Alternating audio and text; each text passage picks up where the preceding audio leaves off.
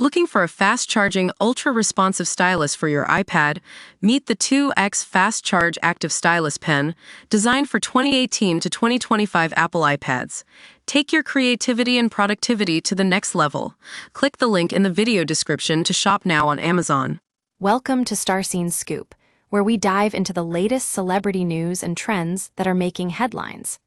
I'm your host, Insert Name, and today we're talking about a crucial development in the ongoing fight for justice and accountability in Hollywood.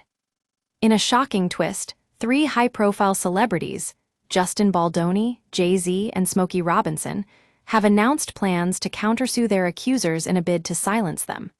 But what's behind this aggressive move, and how can we expect it to play out? First, let's take a step back and look at the bigger picture. We've seen countless instances of powerful men using defamation lawsuits as a way to discredit and intimidate women who have come forward with allegations of sexual harassment or assault. Kesha, for example, was hit with a lawsuit by Dr. Luke just hours after she filed her own allegations against him in 2014. The case took nearly a decade to settle, but the financial toll on Kesha was devastating. Fast forward to today, and we're seeing a similar pattern emerging. Bill Cosby's countersuing 7 of his accusers is just one example of how these lawsuits can be used to silence survivors. But what's driving this trend? According to attorney Victoria Burke, who's behind the Speak Your Truth model legislation, it's all about exploiting loopholes in defamation laws that are intended to protect victims.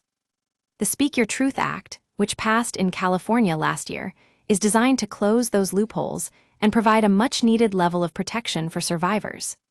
It would amend the state civil rights law to shield communications about incidents of sexual assault, harassment, or discrimination from defamation lawsuits. And in New York, the bill has been introduced as part of an effort to create a safer, more equitable environment for all. But it's not just about protecting survivors, it's also about holding perpetrators accountable.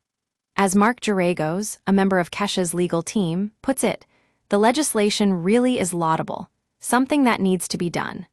And with the Speak Your Truth Act on the horizon, we can expect to see a significant shift in how these cases are handled. Take Erica Vladimir, for example. As co-founder of the Sexual Harassment Working Group, she's been at the forefront of advocating for survivors' rights.